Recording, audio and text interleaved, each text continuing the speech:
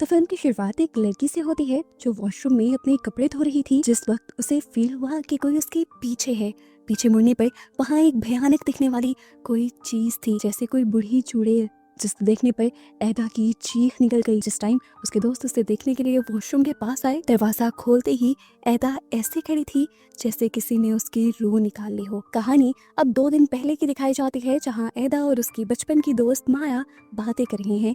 माया अपने भाई और कजिन्स के साथ हाइकिंग के लिए जा रही थी और यहीं पर वो एदा को भी इनवाइट कर लेती है, पर एदा को डर था कि उसकी मॉम उसे परमिशन ही नहीं देंगी। इसी तरह बातें करते हुए एदा अपने बालों में हाथ फेरती है तो उंगलियों में फंसकर बहुत सारे बाल उसके उतर आते हैं, जिसे देखकर वो बहुत ज्यादा परेशान हो जाती है। फिर वो बाल फेंक देती है और अगले दिन हमें दिखाया जाता है कि माया एदा की मॉम से परमिशन लेने के लिए आई थी ताकि वो एदा को हाइकिंग ट्रिप पर भेज दी। फाइनली एदा की मॉम मान भी जाती है और एदा माया को घर के बाहर तक सी ऑफ करने के लिए आती है। जिस टाइम माया एदा के पीछे एक भयानक शैडो को खड़ा हुआ देखती है जिसकी लाल आंखें थी। इसे देखते ही वो डर गई और फौरन उसने यहाँ से भागने की। एदा कंफ्यूज होकर अपने पीछे देखती रही, लेकिन उसे तो वहाँ कुछ भी नहीं दिखा था। लेकिन इससे ये प्रूव हो गया कि कोई नेगेटिव एनर्जी एदा के घर पहले से ही रह रही थी और वही एदा की बॉडी के ऊपर और माइंड के ऊपर इफेक्ट कर रही थी, असर डाल रही थी। फिर अब अगले सीन में दिखाया जाता है कि ये सारे फ्रेंड्स मिलकर उस जगह पर पहुंच जाते हैं जहाँ पर इन्हें हाइकिंग करनी थी। यहाँ पर पहुंचते पहुंचते रात हो चुकी थी, तो इन सब ने गेस्ट हाउस में रुकने का डिसाइड किया। रात होते ही एदा को पेट में दर्द होना शुरू हो गया। उसे पता चला कि उसको पीरियड्स हो गए हैं। ये बात जब वो माया को बताती है तो माया कहती है तुम कहो तो हम घर वापस चलते हैं। ऐसी हालत में माउंटेन्स पर हाइकिंग करना ठीक नहीं होता, लेकिन एदा ने उसे मना कर दिया। उसे बहुत मुश्किल से परमिशन मिली थी और वो इन लम्हों को यादगार बनाना चाहती थी। बस इस छोटी सी वजह से वो इतनी बड़ी अपॉर्चुनिटी मिस नहीं कर सकती थी। दोबारा उसे मौका मिलता या ना मिलता, अब माया भी उसके साथ ज्यादा बहस नहीं करती और एदा अपने कपड़े धोने के लिए वॉशरूम में चली जाती है और यहीं पर उसे पहली मर्तबा वो भयानक बूढ़ी भूत दिखाई देती है। ये वही सीन है जो हम मूवी के स्टार्ट में देख चुके हैं। यहाँ पर उसकी चीख मारने पर उसके सारे दोस्त आ चुके थे और उसने जब दरवाजा खोला तो सबको ऐसा लगा कि जैसे किसी ने उसकी रूह खींच ली हो। वो बोल नहीं रही थी, बात नहीं कर रही थी, यहाँ तक कि आंखें भी नहीं झपका रही थी। सब लोग उसे पकड़कर रूम में लेकर आते हैं और उससे पूछते हैं क्या हुआ, तो वो बताती है कि मैंने वॉशरूम में किसी अजीब सी क्रिएचर को देखा था। वो पतली सी लंबी सी थी, सफेद बालों वाली, जैसे कोई बूढ़ी औरत हो, और उसकी आंखें किसी लाल बल्ब की तरह चमक रही थी। ये सब बातें जब इस गेस्ट हाउस की ओनर सुनती है तो डर जाती है और इन सबको बताती है कि ऐसे ही एक क्रिएचर सालों पहले भी इस जगह पे देखी गई थी, जिसने यहाँ आने वाले लोगों का जीना हराम कर दिया था। और फिर यहाँ पर कुछ लोगों की मदद से बहुत सारे रिचुअल्स करने के बाद उस एंटिटी से हमारी जान छूटी थी और अब अगर वो दोबारा आ गई है तो ये बहुत बड़ा खतरा है। हो सकता है कि अगर वो ईदा को नजर आई है तो ईदा के साथ ही यहाँ आई हो। ये बात सुनकर यहाँ पर सब लोग डर जाते हैं और इनमें से एक लड़का तो ये भी कह देता है कि हमें ईदा को वापस घर भेज देना चाहिए। लेकिन माया ऐसा नहीं चाहती थी, क्योंकि माया को पता था ईदा कितना एक्साइटेड है इस ट्रिप के लिए और उसे इसके बाद कभी परमिशन भी नहीं मिलेगी। खैर इस टाइम तो सारे सो जाते हैं और अगली सुबह जब ये सब उठते हैं तो एदा इतनी ज्यादा एक्साइटेड होती है कि उसके मूड को देखकर किसी को लगता ही नहीं कि रात उसके साथ कुछ हुआ भी था। सभी लोग अपना अपना बैग उठाते हैं और ट्रैकिंग स्टार्ट कर देते हैं। पहाड़ों की खूबसूरती देखते हुए माया और एदा तो इसमें खो ही गई। एदा को तो अफसोस होने लगा था कि वो क्यों अपना कैमरा घर भूल आई। सीन कट होकर अब हमें एदा के घर पर एदा की मॉम को दिखाया जाता है। जब वो सफाई कर रही होती हैं तो उन्हें एदा की डस्टबिन में बहुत सारे बाल और एदा के खून से भरे टिश्यूज दिखाई देते हैं, जिन्हें देखकर वो परेशान हो जाती हैं। वो ये बात एदा के डैड को भी बताती हैं, लेकिन एदा के डैड कहते हैं इतनी छोटी छोटी बातों को सर पर सवार नहीं करते, जब एदा आएगी तो तुम उसे डॉक्टर को दिखा देना। यहाँ ट्रैकिंग करते हुए एकदम से एदा को थका थका महसूस होने लग जाता है, उसकी सांस उखड़ जाती है और वो जब रेस्ट करने के लिए वहाँ बैठती है तो एकदम से उसकी आंखें भी अजीब पड़ जाती हैं। उसकी ऐसी हालत को देखते हुए सभी पैनिक करने लग जाते हैं और माया जब उसके कान में उसका नाम बोलती है तब वो एकदम से होश में आती है। उसके ठीक होने के बाद ये लोग दोबारा अपनी ट्रैकिंग कंटिन्यू कर देते हैं और आधा रास्ता होने पर ये सब लोग थोड़ी देर सांस लेने के लिए रुकते हैं। इस टाइम जब सब लोग खाने पीने में और हंसी मजाक करने में बिजी थे तो एदा चुपके से उठ के यहाँ से चली गई और पास में बनी एक झील के पास चली गई। माया ने जब देखा तो वो भी उसके पीछे आई और एदा से कहने लगी इस तरह अकेले कहीं भी जाना ठीक नहीं है, तुम समझो ये जगह इतनी भी सेफ नहीं। एदा जैसे ही उसकी तरफ मुंह करती है तो माया ये देखकर डर जाती है कि उसके हाथ किसी चुड़ैल की तरह काले पड़ गए थे और लंबे हो गए थे और उसकी आंखें बिल्कुल सफेद पड़ चुकी थी और अजीब सी मुस्कुराहट के साथ एदा उसका गला पकड़ लेती है। माया की चीखने चिल्लाने की आवाज़ें सारे लड़कों को यहाँ ले आती हैं और वो लोग बहुत ही मुश्किल से माया को एदा से छुड़वाते हैं। जैसे ही एदा माया को छोड़ती है, माया को झील के बिल्कुल दरमियान में एक लंबी बूढ़ी एंटिटी दिखाई देती है जिसने सफेद रंग के कपड़े पहने हुए थे। उसके लंबे लंबे बाल थे और उसकी भी लाल आंखें बिल्कुल उसी तरह चमक रही थी जैसी आंखें उस एंटिटी की चमक रही थी जिसे एदा ने देखा था।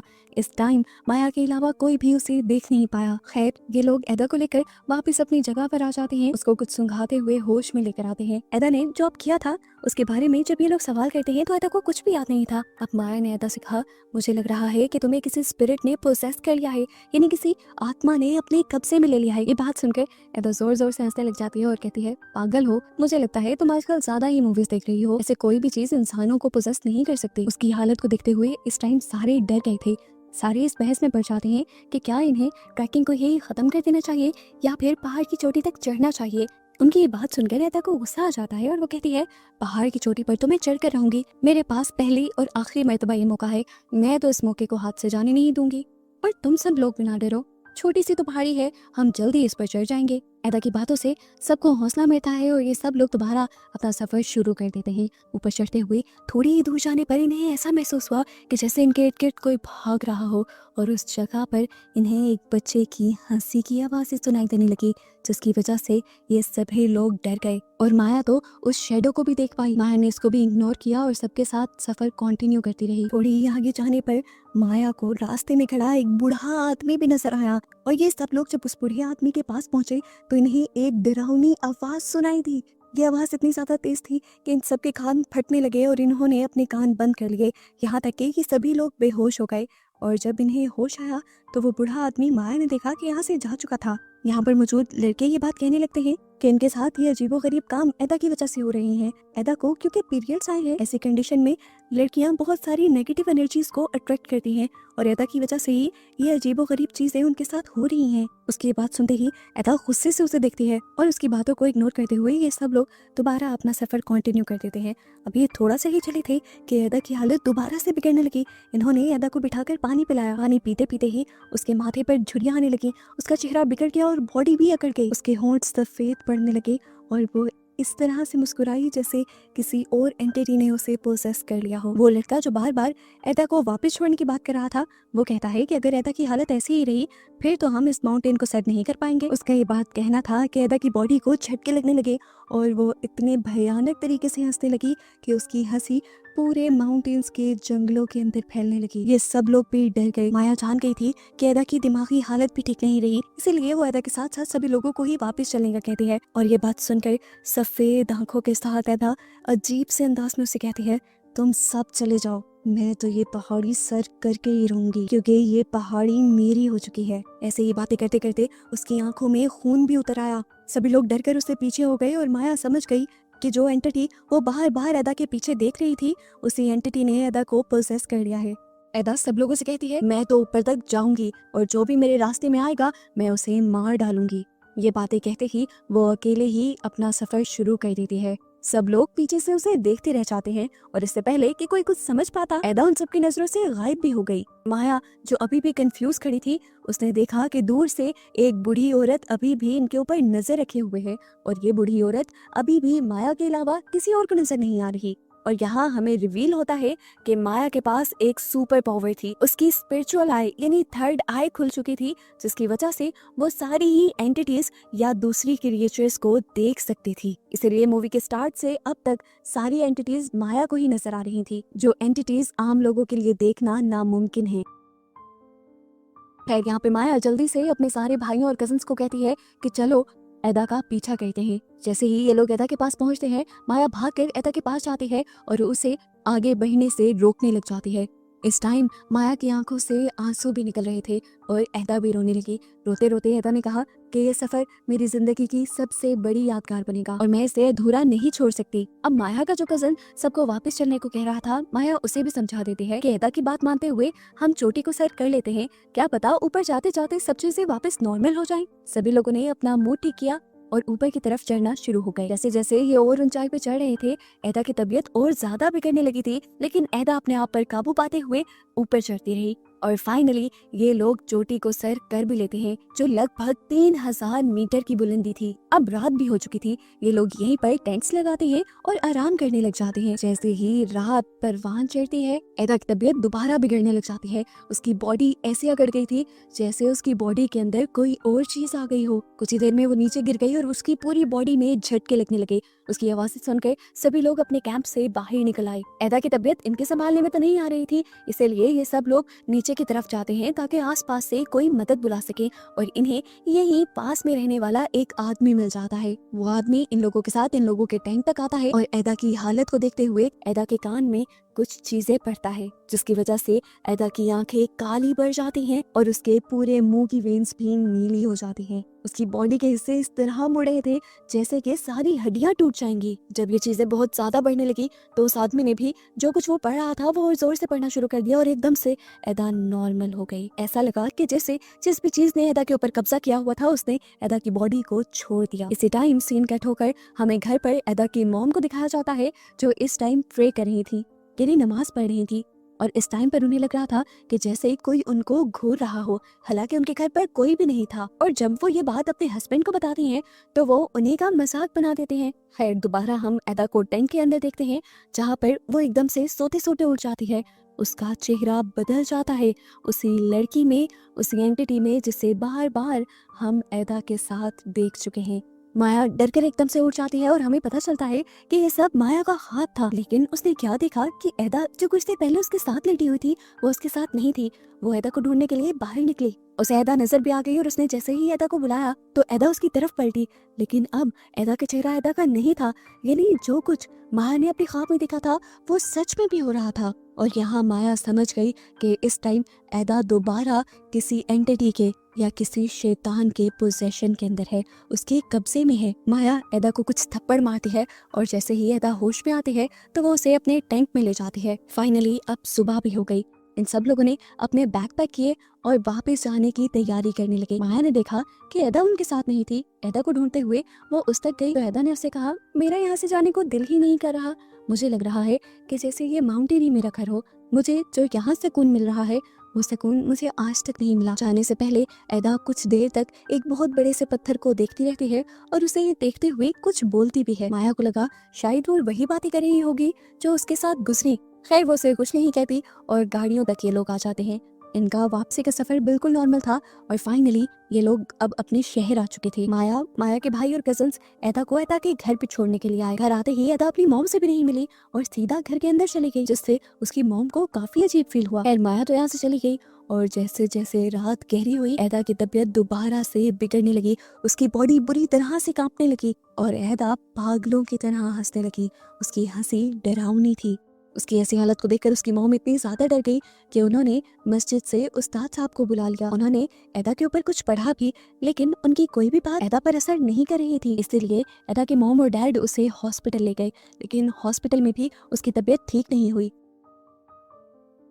डॉक्टर्स उसका इलाज नहीं कर पा रहे थे क्योंकि डॉक्टर्स को तो उसकी बीमारी की ही समझ नहीं आ रही थी। अब माया और माया के भाई जब एदा से मिलने के लिए हॉस्पिटल में आए तो एदा के डैड बहुत ज्यादा गुस्से में थे। उन्होंने तो माया और माया के भाई को डांट भी दिया कि ये सब माया की वजह से हुआ है। माया की जिद और कहने पर ही एदा उनके साथ माउंटेन्स पर गई थी और वहां से आने के बाद से उसकी तबीयत लगातार खराब ही होती जा रही है। वो उससे कहते हैं कि अगर तुम उसे ट्रैकिंग के लिए जाने का ना कहते तो शायद आज मेरी बेटी ठीक होती। वो माया से कहते हैं, या तो तुम किसी तरह ये सब कुछ ठीक कर दो या मैं तुम्हारी पुलिस में कंप्लेन कर दूंगा। माया परेशान हो चुकी थी।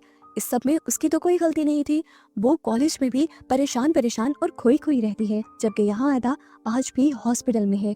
जैसे ही रात गहरी होती है, यानी आधी रात हो जाती है, तभी एदा दोबारा उसी एंटिटी को देखती है जिसे उसने मूवी के स्टार्ट में देखा था। वही पतली सी लंबी सी बूढ़ी सी चुड़ैल। इसको देखते ही एदा की तबीयत दोबारा से बिगड़ जाती है। सुबह में माया उससे मिलने भी आती है उसका नाश्ता लेकर। माया उसके साथ काफी सारी बातें करती है और एदा उसे अपनी हालत के बारे में बताती है कि उसे कैसे डरावने वियन आते हैं और अजीबोगरीब चीजें दिखाई देती हैं। माया उसकी बातें तो सुन रही थी, लेकिन माया को लगा कि शायद एदा ये सारी बातें इसलिए कर रही है क्योंकि उसकी दिमागी हालत ठीक नहीं। वो ये सारी बातें आकर स्कूल में अपने दोस्तों को भी बताती है। सभी लोग परेशान हो गए ये सोचते हुए कि पता नहीं क्यों एदा ऐसी हो गई। अगले दिन सारे दोस्त मिलकर एदा से मिलने के लिए जाते हैं और उसके लिए प्रे भी कहते हैं कि एदा जल्दी ठीक हो जाए और वापस उनके साथ आए। यहीं से बातें करते करते एदा एकदम से अपनी बाईं तरफ मुंह कर लेती है और दरवाजे की तरफ घूरने लग जाती है। वो माया से कहती है, देखो वो दोबारा आ गई, वो वहीं पर तो है। लेकिन किसी को दरवाजे के पास कुछ भी नजर नहीं आ रहा था। सबने उसे समझाने की कोशिश की कि दरवाजे के पास कोई नहीं है, लेकिन एदा किसी को वो ना समझा पाई जो उसे नजर आ रहा था। खैर, रात होती है और रात में एदा की तबीयत और ज़्यादा बिगड़ जाती है। उसकी बॉडी में झटके लगते हैं, उसको सांस लेने में तकलीफ होने लग जाती है और जब उसको खून की उल्टी होती है तो तब वो मर जाती है। जैसे ही ये खबर उसके घर और दोस्तों को पता चलती है तो वहाँ पर कयामत टूट आती है। उसके घर के आसपास रहने वाले सभी लोग एकदम से एदा के मरने पर शौक रह चुके थे। ये सब कुछ ही दिनों में तो हो गया था। 3 से 4 दिन पहले एदा बिल्कुल ठीक थी और आज एदा उनके दरमियान में ही नहीं थी। माया की तो हालत इतनी ज़्यादा ख़राब हो गई थी कि महीनों बाद भी वो अपनी बेस्ट फ्रेंड एदा को नहीं भूल पाई। एदा की मौत ने सबसे ज़्यादा जो डिस्टर्ब किया था वो माया को किया था और उसकी एक वजह ये भी थी कि एदा के डैड ने उसकी इस हालत का और मौत का जिम्मेदार माया को ठहरा दिया था। हर रात उसे एदा के ख्वाब और एदा के वियंस आया करते थे। ऐसे ही उसकी बातें याद करते करते एक दिन उसे याद आता है कि जब ये लोग हाइकिंग के लिए निकल रहे थे तो एदा के डैड ने एदा को चुपके से कोई पोटली पकड़ाई थी और उसे कहा था कि ये माउंटेन्स वाली झील में फेंकाना, और एदा ने माउंटेन्स वाले झरने में जाकर उसे फेंक भी दिया था। और उसी जगह पर तो माया ने वो एंटिटी देखी थी। ये सारी बातें सोचकर वो डर जाती है और सुबह होते ही ये सारी बातें एदा की मॉम को जाकर बताती है। एदा की मॉम भी हैरान हुई और उन्होंने फौरन अपने हस्बैंड से जाकर पूछा कि उस दिन आपने जो एदा को पोटली दी थी आखिर वो क्या थी। यहाँ पर हमें पता चलता है कि एदा के डैड उन सब लोगों को एक खास रूम में नहीं जाने देते थे। एदा की मॉम आज गुस्से में थी, वो उस रूम के अंदर चली गई जहाँ जाकर उन्होंने देखा कि एदा के डैड अजीबो गरीब सा कोई रिचुअल कर रहे थे, यानी ब्लैक मैजिक कर रहे थे, काला जादू कर रहे थे। और यहाँ आकर कहानी के सारे पन्ने खुल जाते हैं। मसला असल में ये था कि एदा के डैड का बिजनेस बहुत ज्यादा खराब जा रहा था। उसे ऐसा लगने लगा कि जैसे उस पर किसी ने काला जादू कर दिया हो, और जैसे ही उसे ये बात पता चली कि उसका एक दुश्मन उस पर काला जादू कर रहा है तो उससे बदला लेने के लिए एदा के डैड ने भी एक तांत्रिक से कांटेक्ट किया। उस तांत्रिक ने काला जादू कर कर एदा के डैड को एक डॉल दी जिसे उन्हें घर से बहुत ज्यादा दूर फेंकना था। अब जिस दिन एदा के डैड उस तांत्रिक से मिलकर घर आए उसी रात एदा हाइकिंग के लिए जा रही थी। उन्होंने ये काम एदा को सौंप दिया, ये भी सोचे बगैर कि वो जिस पर ये काला जादू, ये कर्ज, ये श्राप दे रहे हैं, ये श्राप पलटकर उनकी बेटी को या उनको भी नुकसान पहुंचा सकता है। उस दिन से पहले से ही जब जब उसके डैड इस ब्लैक मैजिक के अंदर इन्वॉल्व हो रहे थे, एदा की भी तबीयत उसी दिन से खराब होती जा रही थी। उसके बाल झड़ने लगे थे, उसके मुंह और नाक से खून आने लगा था। यानी एदा के डैड जिस किसी पर भी काला जादू करवा रहे थे वो पलट कर उन्हीं के ऊपर वार कर रहा था। एदा की मॉम को जब ये सारी कहानी पता चलती है तो वो फूट फूट कर रो देती है। वो कहती है, मुझे आपसे ही उम्मीदें ही थी, आपने ही मार दिया हमारी बेटी को। लेकिन यहाँ पर एदा के डैड भी रोने लगे और कहने लगे, मेरा ये सब करने का ये मकसद था ही नहीं, मैं तो अपनी फैमिली को बचाने के लिए, सब कुछ ठीक करने के लिए कर रहा था। मुझे क्या पता था इससे हमारी एदा ही चली जाएगी। एदा के डैड को अब ये एहसास हो चुका था कि उन्होंने जो गलत हरकत की थी उसकी सजा उन्हें मिल चुकी थी। सब लोग अब एदा की मौत से थोड़ा आगे निकल आए थे। पहले वाले ही 6 फ्रेंड्स का ग्रुप दोबारा एदा की याद में उसी माउंटेन्स पर हाइकिंग के लिए जाता है जहाँ एक खास पॉइंट पर माया को एदा की परछाई मिलती है जिससे वो बातें करने लग जाती है। और यहाँ पता चलता है कि माया आज भी एदा को नहीं भूली थी। और बस यही सब दिखाते हुए ये मूवी यहाँ पर ख़त्म हो जाती है।